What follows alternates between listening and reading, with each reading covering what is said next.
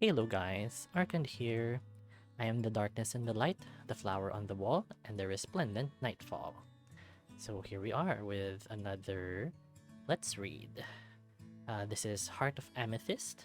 This was recommended to me by my good friend on Discord, Kurama.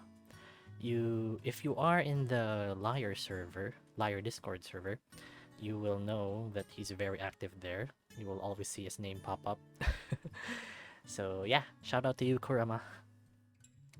Okay, so I don't know much about this other than that he said I would like it since I like Liar, and so far I like this already. What I'm seeing, I like the tree, the flower. I love flowers. Um, the art looks so nice, and the guitar instrumental in the beginning. Oh, relaxing. I love it already. Okay, so let's start.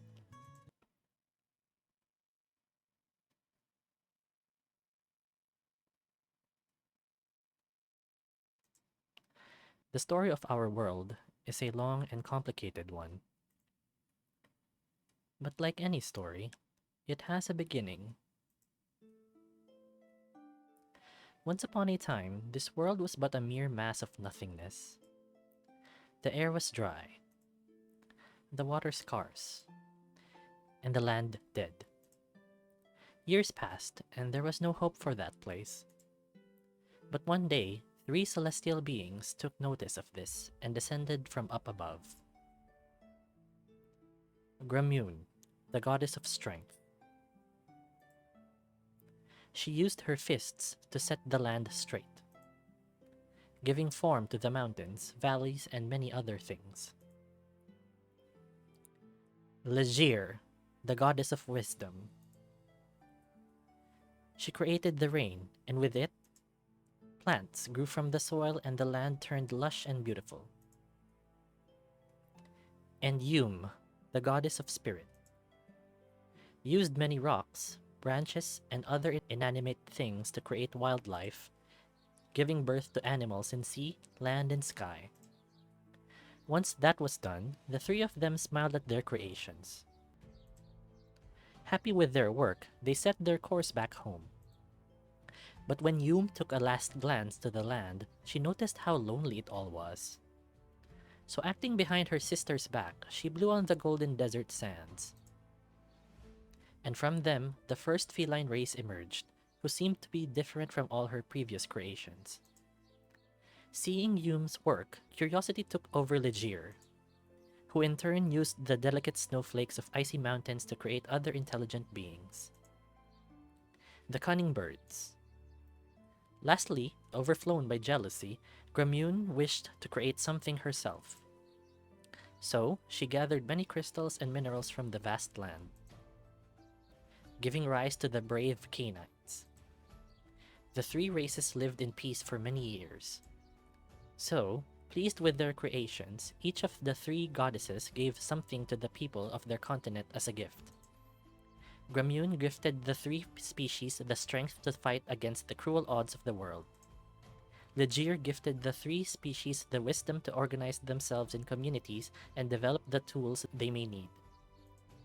And Yum gifted the three species with emotions and dreams, giving them hope and happiness.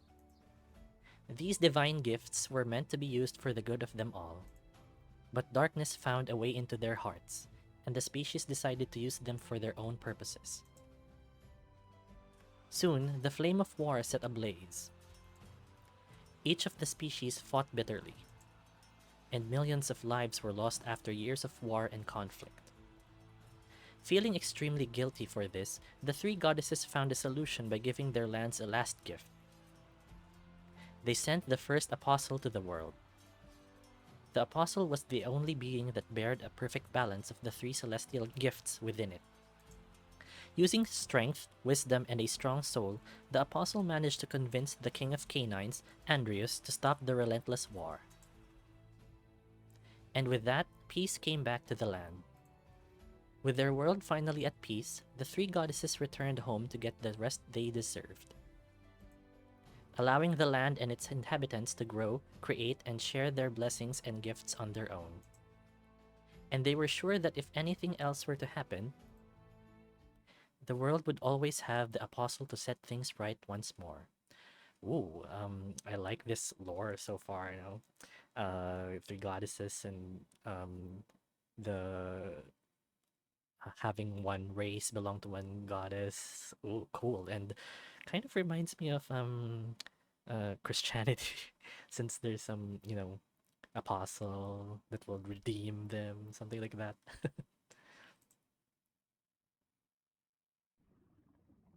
Prologue: The Life of a Commoner.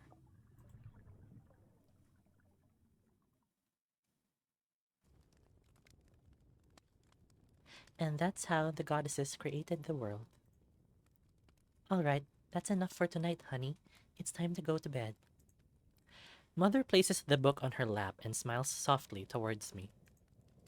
She then moves a black string of hair from her face and yawns.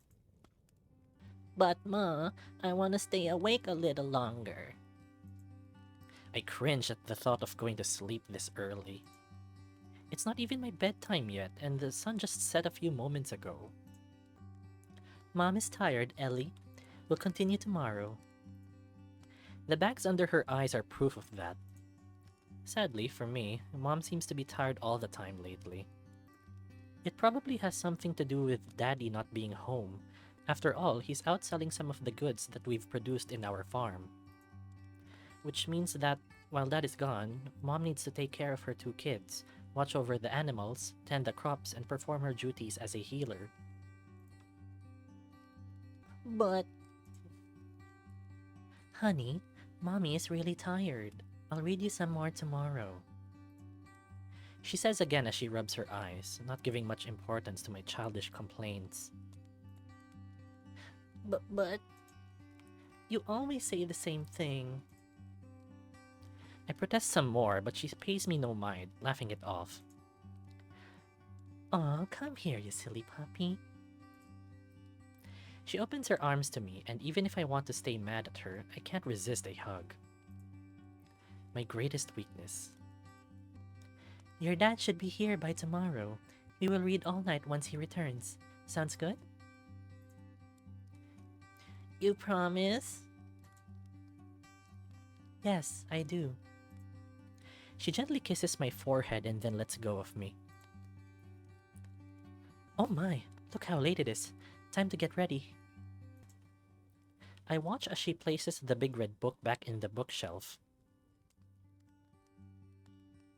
Oh, very animated. Then she goes to take care of the final arrangements for bedtime. While she does all that, I distract myself by looking through the window. The night outside is very peaceful. If you pay enough attention, you can easily see the moonlight shining on the leaves of the trees and hear the grasshoppers singing their night song. Silly animals, they'll be frog food by the morning. I mean, they could hop on a tree and stay there, but they just love their grass, don't they? It makes sense, after all, they are grasshoppers. Not tree hoppers. Hilarious. Ehlly, your sister is crying. It took me some time to hear it, but she was right. Little Mary is crying her heart out on the other room. Mom can sometimes be very impressive. I wonder if all moms have this sort of abilities, enhanced senses, the power to predict the future, and all that sort of stuff. Anyway, I do as I am told, walking to the other side of the room, fetching my baby sis. Aw, so cute. After taking her on my arms, Mary stopped crying. This baby just hates being alone.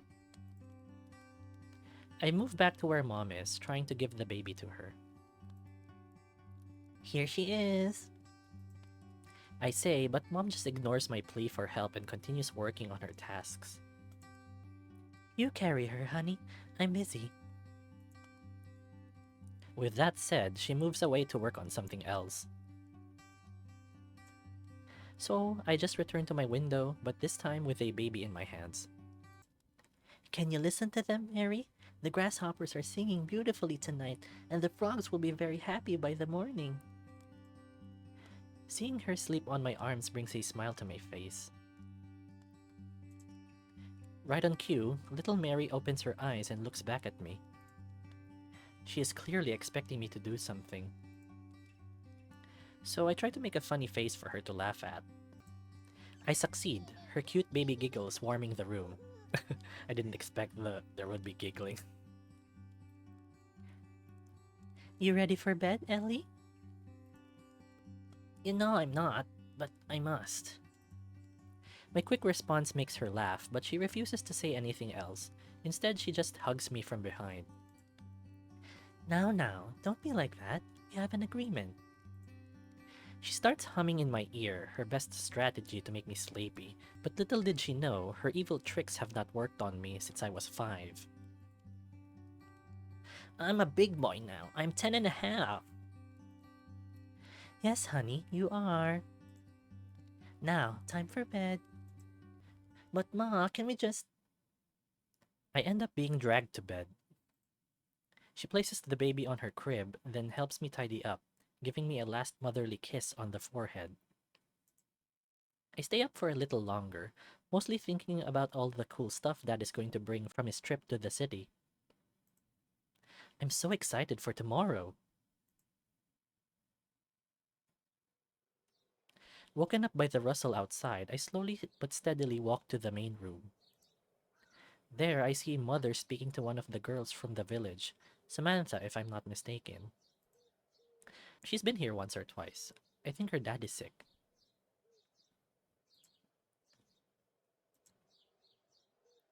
Oh, Hilda, I'm so afraid. He started puking blood again, and last night was definitely the worst one so far.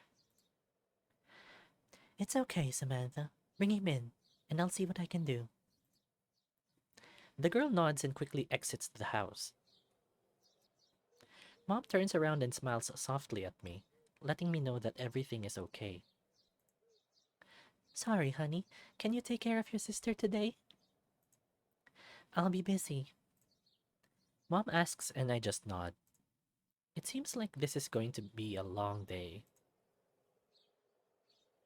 Morning passes and Mom is still working on Samantha's dad. The man is placed on the table used for patients. We never eat there, so I guess that's fine. It would be really gross otherwise. Anyway, I've been curiously eyeing our two guests. They are both dogs, but the only thing they have in common is their brown hair.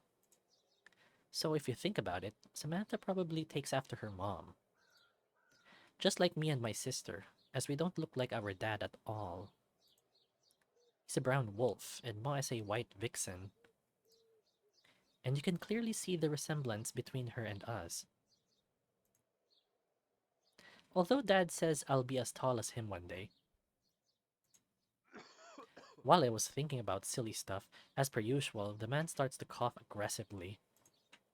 Samantha is now kneeling beside her dad, trying to keep his head high. Meanwhile, Mom is preparing all sort of equipment. A bucket, some bandages made of leaves from our garden, many other flowers, and a stick.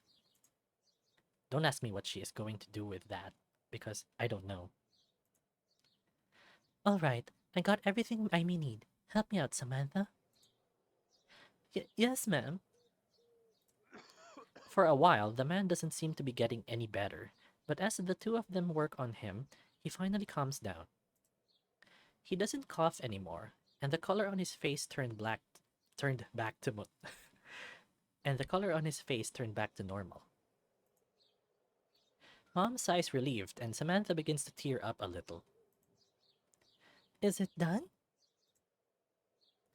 Sadly, no. The girl makes a funny face and then begins to cry once more as Mom shakes her head in denial. It's okay, don't cry. Oh, goddesses, I just... Oh, I don't want him to die. The girl falls to the ground. Mom tries to help her up, but she's unable to. Poor Samantha. I don't know what I would do if something happened to my dad. Ehlly, come here, honey. I step over the... I step over the... Blech. I step over the... I step over the crying Samantha, reaching Mom's side. She looks at me with a worried expression on her face. Ehlly, sweetie, I need a favor. Mom then walks closer to me, kneeling beside me. Wow, kudos. It's so animated, the moving of the sprites. She grabs my shoulder and looks to me directly into the eyes. Honey, as you can see, Samantha's daddy is very ill, but I can save him.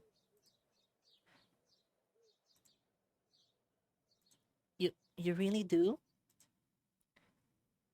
Yes, honey, I do, but I'm going to need your help.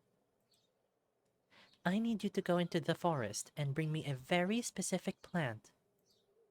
I'll describe it to you, but you must pay close attention, okay? I nod, making her smile. Her tone of voice is soft but serious at the same time. This plant grows nearby, so you don't have to go very deep into the forest to get it. It has purple flowers with dark green leaves and a lighter stem. Okay, I'm taking note of this in case it comes up. Purple flowers, dark green leaves, lighter stem. Okay, got it. There are many plants with purple flowers around here, and some are poisonous, so be careful in your picking. She kisses my forehead and then pats my back softly. Will you be okay? Of course, you can count on me. Okay, sweetie, don't take long. She pretty much pushed me to the entrance, so I had no option but to exit the house and do this for her. It's not like I wouldn't do it, so she really didn't need to be so pushy about it. Oh, Samantha, can you take care of my baby while Ehlly is outside? Yes, ma'am, of course. Once outside, I take a moment to enjoy the breeze and the sunlight. I can see our chickens from here. And our horse. Daddy always takes the younger one whenever he goes to the city. I really wish I could accompany him, but he says I'll have to wait until I'm older. I want to see the capital so bad. But enough of that. Mom needs me to do this. Besides, I can still hear the rustling inside, meaning that the two women are most likely trying to keep Samantha's father stable. So I should hurry back. With that in mind, I decide to walk deeper into the forest, trying to find the plant Mom asked for. This forest is always full of life. If you watch closely, you can see some bugs, birds, and even a few cute little lizards. There's a stream running close, and you can actually hear the melodic sound of the water from here. And to top it all, the tall trees cast a comforting shadow above the rest of the forest, allowing just a few rays of sunlight to reach the ground. I really like the, describing of the scene, very detailed. And of course, I like, nature scenes. I like them very much. I find the forest to be very relaxing. Also, so do I. And my favorite place in the world. Not that I've visited any other places. Ehlly, focus! I need to find this plant. I slap myself a few times for good measure. Then I run my hands around many different type of bushes, moving the leaves and watching carefully. Aha! There it is, I think. This flower is purple, but I'm not sure if this is the one. Ouch! It also has thorns. I must be careful with it. I decide to keep on searching, just in case. And just as I thought, I found another purple plant. This one is thinner, and the flower itself isn't as colorful as the previous one. Could this be the one? I decide to triple check. Better to not take the wrong one. After all, the life of that man depends on this. A few moments pass, and as I expected, I found yet another purple flower. This one has a strong smell. That's a good sign, right? Strong smell means strong medicine. They all look kinda similar, though. Which one am I supposed to take home? Oh, wow. So it did come up. Um, I'm blanking. Wait. Okay, so I have to check my notes. Purple flowers, dark green leaves, and lighter stem. So okay, so the one with thorns, probably not it. Thorns probably means bad. Um, this one, it has a lighter stem, and it's and the leaves kind of dark green, I think. And the last one has a stem that's dark, and the leaves aren't dark green. So, and mother didn't say that there's a that it has a strong smell, so probably not that one. So, yeah, the thin-looking one. This gotta be it. Mom said purple, and this is purple, so I must hurry back. I run back as fast as I can. Luckily, I wasn't far from home, so I was back with a basket full of plants before you can say stinky chicken. I knock on the door, and Samantha opens it for me. Oh, thank the goddesses you're back. Please hurry. I just move past her, not saying anything. I'm far more focused on seeing Mom's reaction. Here it is, Mom. I present to Mom the basket full of plants. Thanks, honey. This will make things much easier. My tail begins to wag and I can't help but smile back at her. Ehlly, wait outside with Samantha. I must focus on this, okay? So does that mean I got it right? She just smiled. Oh my gosh. So probably it's right. I don't know. We'll see. I do as Ma says, but Samantha seems reluctant to leave. She ends up doing it anyway as Mom hurries her out. We both sit by a rock outside. Samantha looks anxious, so I try to calm her down by pressing my little paw on her side. It's going to be okay. Mom knows what she's doing. She looks back at me with a kind yet sad smile, then turns back to the house and sighs. I can just pray for his safety. I tilt my head as she says that, as I'm unsure what she means. Praying? Like hunting? Huh? No, that's not what I meant pray to the goddesses. She looks confused as well, so none of us knows what to say. Have you ever prayed, Ehlly? I don't think so. What's that? Oh, well, I'm not sure how to explain it. Here, try it with me, and we'll do it together. She joins her hands together. I try to mimic that, hoping that I'm doing it properly. Ooh, kinda, religious. Like this? Yes, perfect. Now just clear your mind and close your eyes. Listen to everything around you and imagine a clear sky. Once there, just talk to the goddesses and ask for whatever you want. I close my eyes, trying to imagine that nice spot in the forest that I like a lot. I try to ask for many things, the well-being of my dad and Samantha's, of course. I also ask for my little sister and my ma. I wish I could play with her some more, and with daddy too. I spend some time asking for many different things, but nothing happens. I'm confused. Is someone supposed to talk back to me? She opens her eyes as well, a little tear running down her cheek. Oh, well, I'm not sure. The priest says that he can hear the voice of the goddesses. If I'm being honest, I've sadly never heard them myself. But I know they're up there somewhere, listening to us and keeping us safe. They must be. Samantha's eyes brightened as she spoke to me about the teachings of the priest. It was also very interesting. I wonder why we don't pray. Maybe mom forgot to teach us.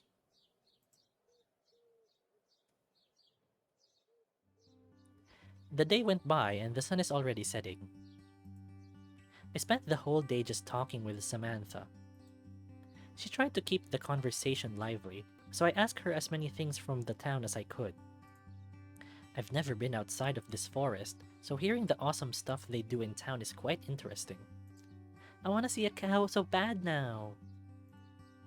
All I've ever seen are chickens. In between our conversation, the door opens, making Samantha immediately stand up. Mom walks out of the house. She's clearly tired, but has a big smile on her face. So I think that's a good sign, okay? I think. He's safe now, Samantha. He is also awake, so you can go check on him. Samantha immediately leaves my side and runs back to the house. I go by my mom's side and grab her hand. She pats my head and smiles. Did the plant work? Yes, it did. You did an amazing job, honey. Oh, yes, yes. Yeah, I did it. Woo, woo, woo, woo, woo. Why am I so happy that I got it right? I just took note of it anyway. So shallow of me. I smile back at her, my tail wagging like crazy. I'm a big boy, but I still enjoy it so much when she praises me. We stay like that for some time, just enjoying each other's company. But then I remember a question that's been on my mind since noon. Mom, why don't we pray?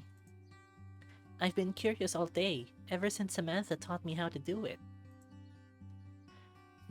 Well, that's a tricky question. Did Samantha say something specific? She just showed me how to pray. I tilt my head, looking at her pleadingly for answers. She sighs, kneeling beside me and looking directly to my eyes. Well, in this world, people believe that the goddesses will keep them safe all the time. They think that by only praying, they will be fine and all things will be given to them eventually, if they're just faithful enough. I think that's faithful with a Faith. Anyway. And while that's a nice thought, well, your dad and I have our reasons to think that's not true. But how do you know? She seems a little taken aback by that last question. But then she smiles and scratches my ear. When your father comes back, we'll explain it to you, okay? I don't like her answer, but if I just have to wait for Daddy, it won't be so bad. It's okay, honey. I promise. That's okay. I'll wait. But shouldn't Dad be back by now? Well, maybe he got distracted with something, or he had to stay the night in the capital. I hope he's okay. I prayed for his safety. But now I know that won't work. My ears drop as I can't help but miss my dad. Mom kisses my head and tickles my belly, making me laugh. It's the thought that counts, honey. Now let's go inside. It's getting late. The next day, nothing really interesting happened. Samantha left by the morning with her dad, as Mom allowed them to stay the night. So aside from talking with Samantha for a while, it's been a very uneventful day. It's almost nighttime, and I can't help but wonder what happened to Dad. He hasn't returned yet, and I have a nasty feeling in my belly. Mom told me that I shouldn't worry, but I miss him terribly. I'm currently sitting by the window, looking to the forest path, wishing to see a glimpse of Dad's fur among the trees. But nothing has happened so far. Nothing yet? Mom sits beside me, patting my head as she hums a song. No, nothing. Is he really okay, Ma? Should we go look after him? You know your dad, honey. He's probably picking rocks by a river or something silly like that. He's always been a dreamer and a bit of an airhead. You took that from him. Gee, Mom, thanks. As Mom keeps talking about Dad, my ears pick up on a rustle among the bushes. I take a closer look, and in fact, I see a glimpse of brown fur among the trees. I jump off of Mom as fast as I can, running to the door. She tells me to wait, but I'm too excited to listen. I run as fast as I can towards the bushes where I've seen Dad. I want to ask him so many things, but first he'll get a big hug. Dad! Oh no! A gnome is attacking me!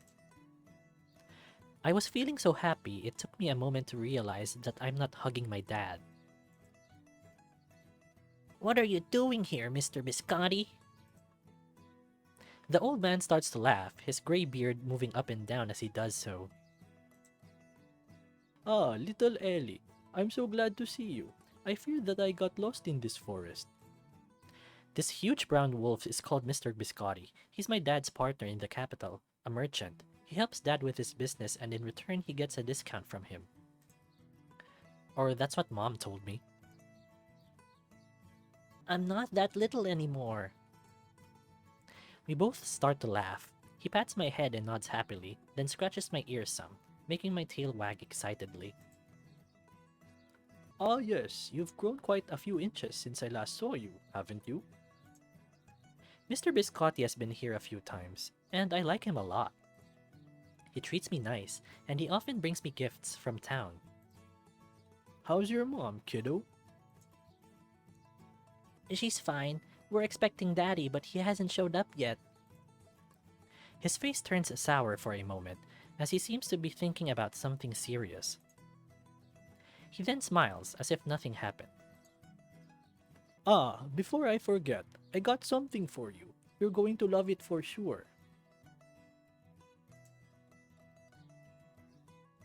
No way! Is it a cow? Please tell me it is a cow. Cow?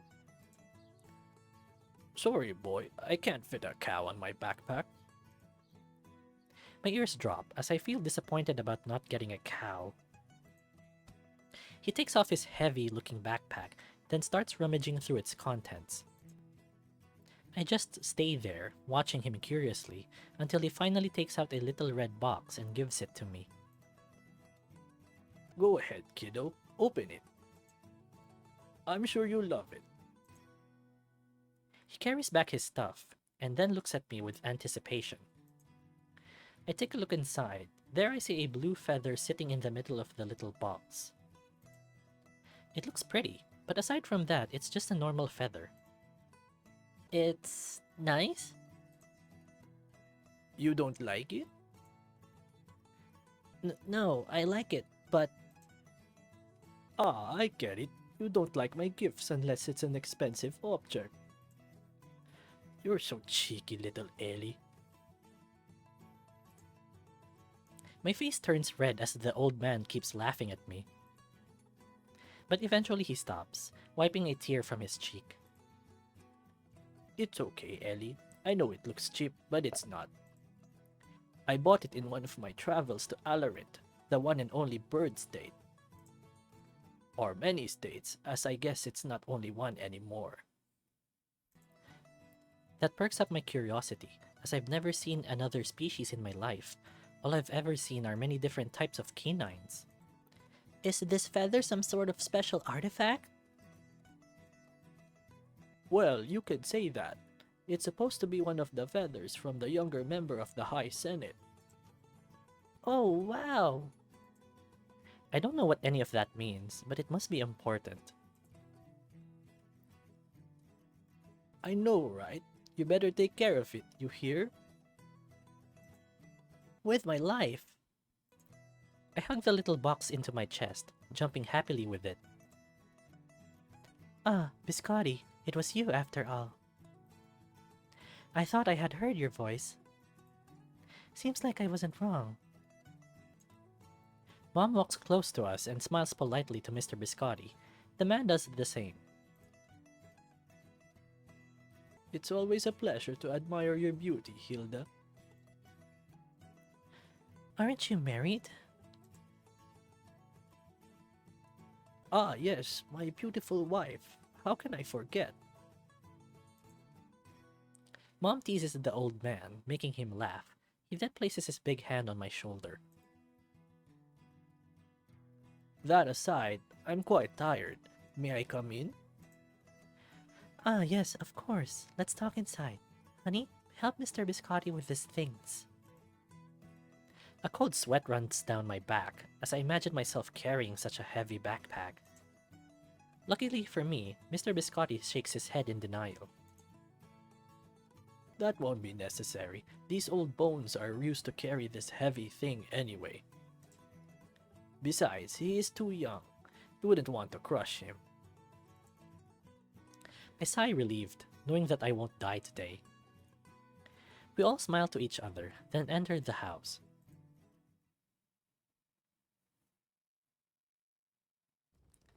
Once inside, we all sit around the table. Mom pours some tea for the two of them. I drink some milk instead. So, how's the capital? As busy as ever. Lately, things have been getting heated because of the general discomfort from the people towards the king. No one wants an old man as their king, and the fact that he has no male heir is giving his retractors an excuse to throw shit at him. I giggle at the mention of the bad word. Mom sends Mr. Biscotti a nasty look, kicking him under the table. Ah, sorry, throwing poop at him. Much better. The two of them talk for a while about many different subjects.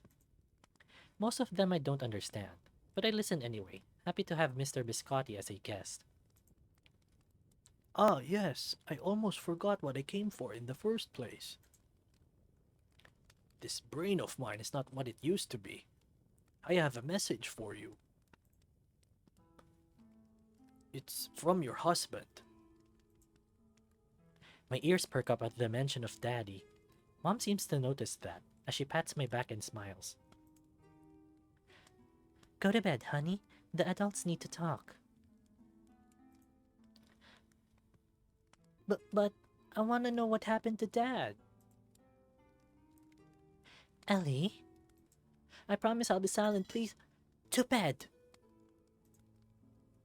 Mom hardly ever yells at me, but when she does, it's very scary. This is so unfair. I tear up as I run to the other room, hitting the wall harshly behind me. I hide behind a wall, hugging my knees as I curse under my breath. Was that necessary? If my hunch is correct, it's better if he's not here. I can still hear the conversation anyway, so the fact she sent me here makes no sense. Stupid mom and her stupid rules. What is the message? Yes, of course. He said this to me before leaving. Hide the true heart and lock the book. That is all. I can hear Mom sighing deeply. What are they talking about? Is Daddy okay? Do you know where he is? No, I'm sorry, Hilda. He left before I did, so I can only guess he took the long road here. I hope you are right. Thanks for coming all the way here, Biscotti. My pleasure. But are you going to be okay? If there's something going on, you know you can count on me. I hear the screech from one of the chairs, meaning that one of them stood up from the table. Then there are footsteps, light ones, probably Mom's. No, it's okay. I'll do as he says and then leave this house. Why not come to my shop in the city? Your kids will be safe there. I appreciate it, but we can't. The city won't be safe. Who is following you? If I'm being honest, I don't know for sure. But I have an idea of who it is. Or rather, who are they? Hilda.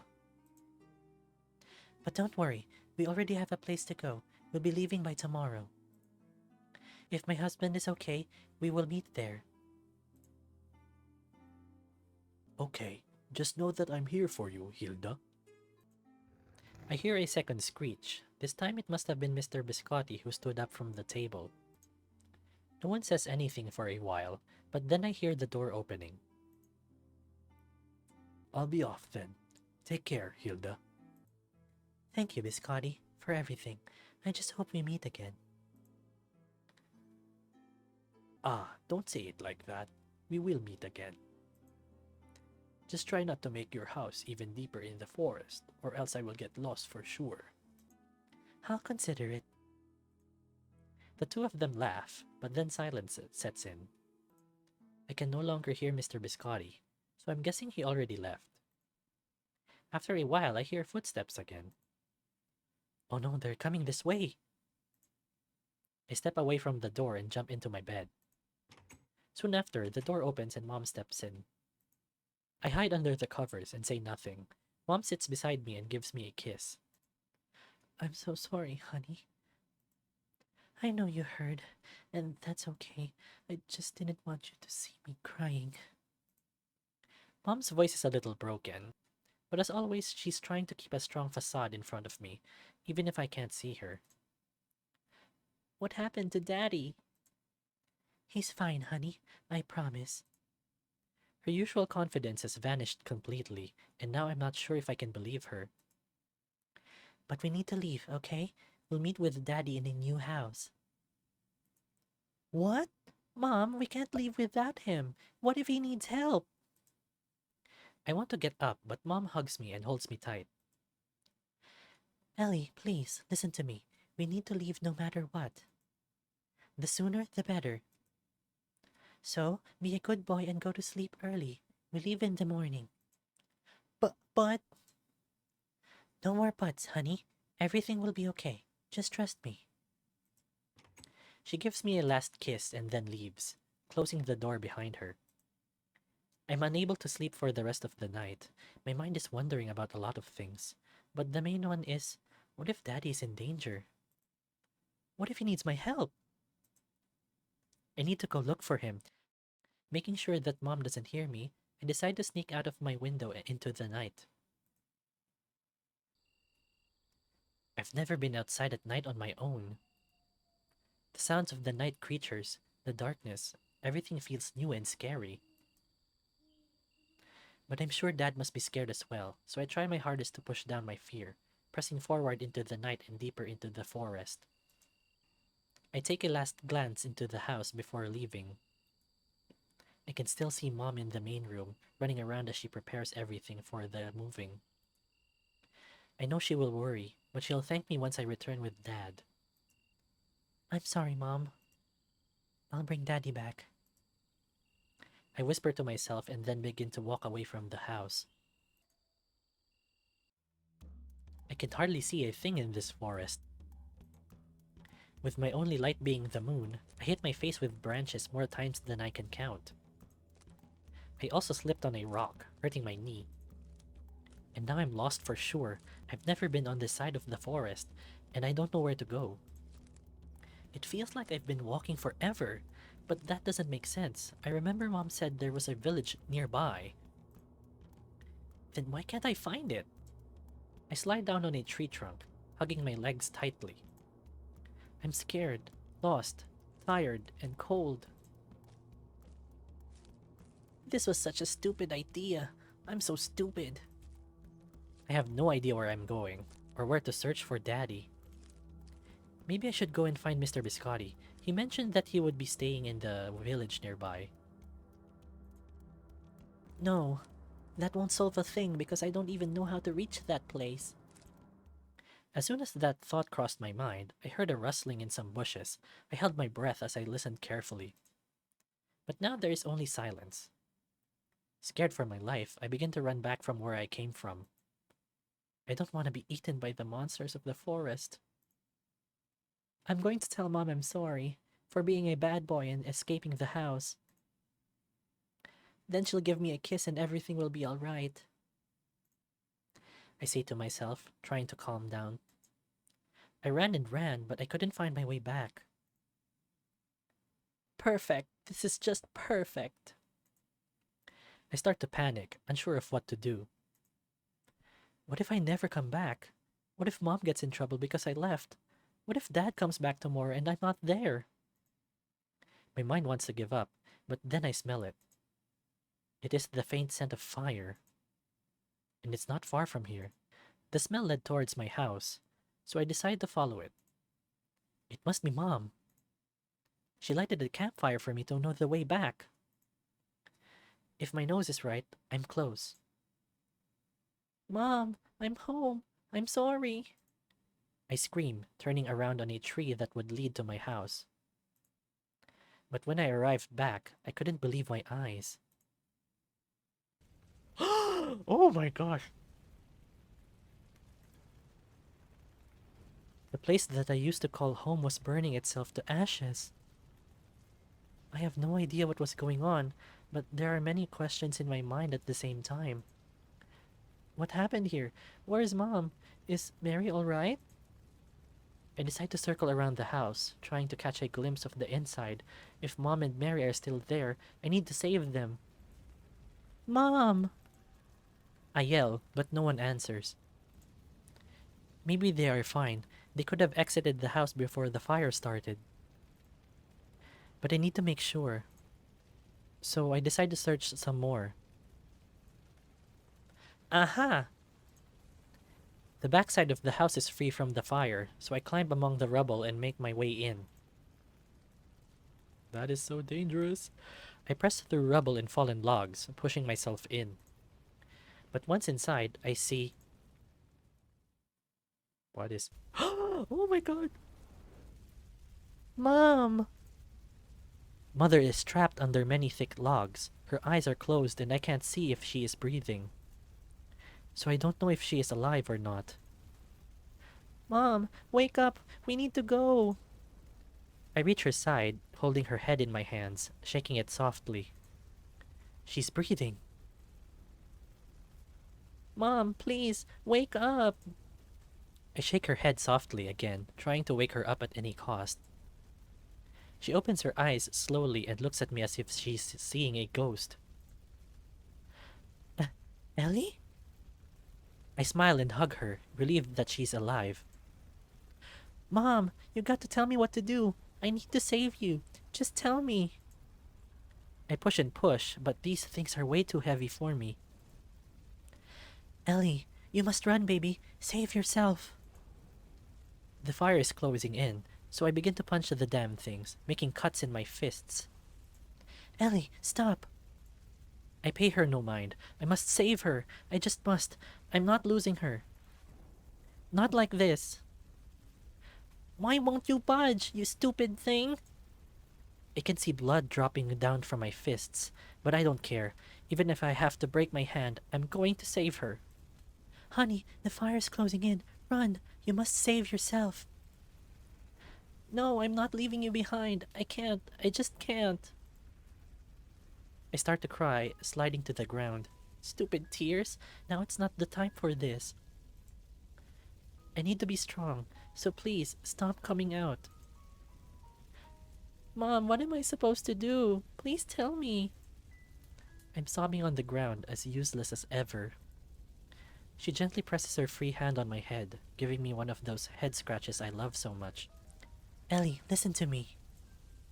I look up to her. Her smile is kind but full of sadness. Yet she is as strong as I remember. There are bad people in this world. They will try to hurt you and do horrible things to you. You must stay away from them at any cost, okay? Mom, what are you? Listen to what Mommy has to say, okay, honey? I just nod and listen. She smiles back at me. You've always been such a good puppy. I want you to live a happy life, Ehlly. That's all I've ever wished for. But there will be times when you feel like giving up, or times when you think that you would be better off dead. I want you to push those awful thoughts aside and remember that Mommy will always love you. Because I will always be there with you, okay? I'm silent, unable to understand why she is telling me all this stuff. She'll be fine, right? Please forgive me if I ever was too harsh on you. I just wanted you to be a strong person. Mommy? Come here, you silly puppy. She pushes me against her chest, hugging me tight. I can hear the slow beatings of her heart. I am so proud of you, my baby boy. I really love you. But once I'm gone, I'll need you to be strong and find your sister.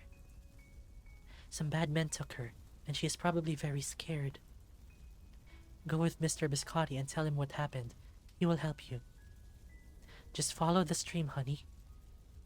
But, Mommy. Shh, everything will be alright, honey. Mommy will always be watching over you. Even in those cold, lonely nights that scare you so much, I'll be there with you. Forever and ever. She holds me tight, and so do I. Her motherly scent calms me down a little, the one I grew up with and would never forget. I don't ever want to let her go. And one last thing, sweetie. When the fire dies down, there is a red box under the house. In it there is a collar shaped like a heart. I need you to take care of it. Just imagine that my soul will be in it, and never lose it. She then lets go of me. Now go, live your life, baby. Do it however you please, and never let anyone tell you what to do, or how you should be. I back down from her. Her smile never fades as she looks at me with those kind eyes of her. Mommy loves you. I turn around, climbing among the rubble, but I took a last glance of her. Oh my god. Oh my god, this is so... Oh my god. She was crying. I dropped to the ground. Tears won't stop coming out of my eyes. She is gone. She really is gone. And it's all my fault. Why did I run away? Why am I such an idiot? Why did this had to happen? What even happened? Mom! I scream into the night sky. I feel so alone and broken. I lost my mom, and my sister was kidnapped by some strangers. What am I supposed to do? Please, someone, tell me what I must do. I knew I heard something. A mysterious voice comes from behind me. When I turn around, I see two coated men standing near the edge of the forest. I eye them both up and down, and all I can see are their tails and ears. Is this the other brat? Was he hiding? One of them walks closer to me, but I quickly move back, taking some steps away from him. Who are you? I snarl at him. He just chuckles and stops his approach. I guess you won't be that easy. Figures. What are you doing? Grab him. How? I don't know, stupid. Knock him down or something. You are bigger. Think of something. Did you really had to call me stupid, boss? The two figures start to argue among them. I keep on watching them cautiously. That's when I spot it. The red book Mom used to read me all the time. The red-coated figure has it. I remember what Mom said about the evil people that were after us. So, I grab a thick stick and hold it high. What did you do with my sister? Whoa, kid, easy with that. You wouldn't want to hurt us, do you? Just grab the damned child. He tries to reach me, moving slowly as if I was a mere wild animal. But before he can touch me, I swing the stick and get a clean hit to his chest, knocking down the medal he had on his coat. Shit, that kinda hurted.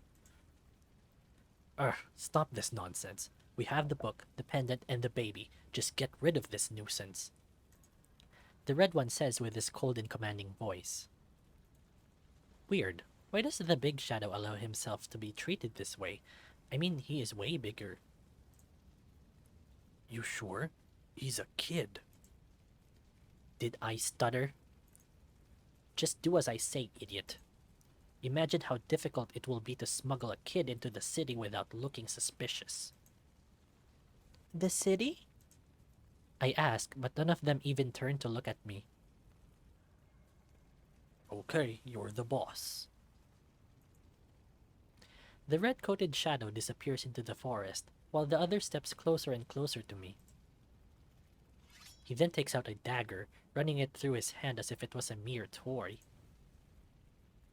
Stay away! I'm warning you! Sorry, nothing personal, kid. It happened in a flash. He moved so quick that my eyes could barely see him move, but now he is standing where he was a moment ago. As if nothing happened. Whoa! My mind feels dizzy, and there is a certain taste in my mouth, one that is foreign to me. Tastes like dirt, but much stronger. I hope you meet your mom in the afterlife. Goodbye, kiddo. What? Wait. I could barely talk. My vision is turning into a blur and my legs feel weak. Eventually, I fall to the ground. The moon is shining bright in the sky. Such a beautiful sight. But I would have never guessed this would be the last time I see it. I turn my head to see the big man disappear into the shadows of the forest. I raise my hand, trying to reach him, but my arms are too weak. No. My mouth feels dry, and I'm puking blood. I want to move with all my strength, but it's no use. I can barely lift a finger. Give her back. The disgusting taste grows stronger in my mouth, and I can't breathe. But as weird as it sounds, I'm not feeling any pain, even as I can clearly see the cut in my chest. I touch it, trying to cover it up, but there is nothing I can do about it. Mom, I'm so sorry. I broke the promise I made you. I didn't manage to save her or retrieve the pendant. I didn't even keep my own life. All those thoughts fill me with fear and sadness. I don't want to die. I want to see the forest again. I want to see Mary's smile once more, smell Mom and play with Daddy. I don't want to die. But I'm dying.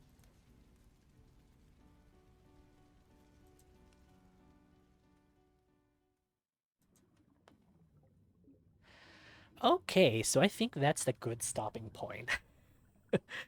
That was an emotional roller coaster.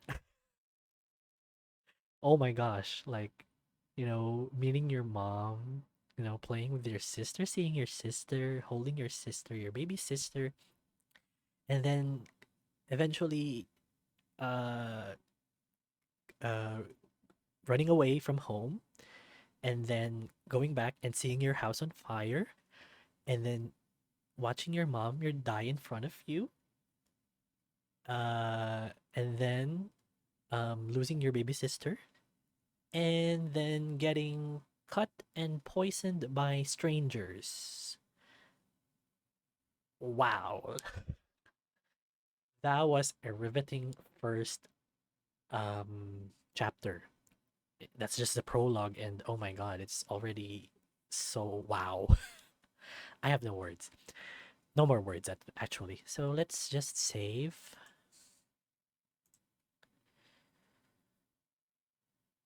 And go back to the main menu. Okay, so that was the prologue of Heart of Amethyst. Pretty good, actually. It was great. I liked it. Can't wait to do more. Okay, so if you guys liked it, I hope you can leave me a like and maybe subscribe if you can. But if you don't want to, that's fine. So I'll see you on the next Let's Read. Thank you for watching, guys. Bye!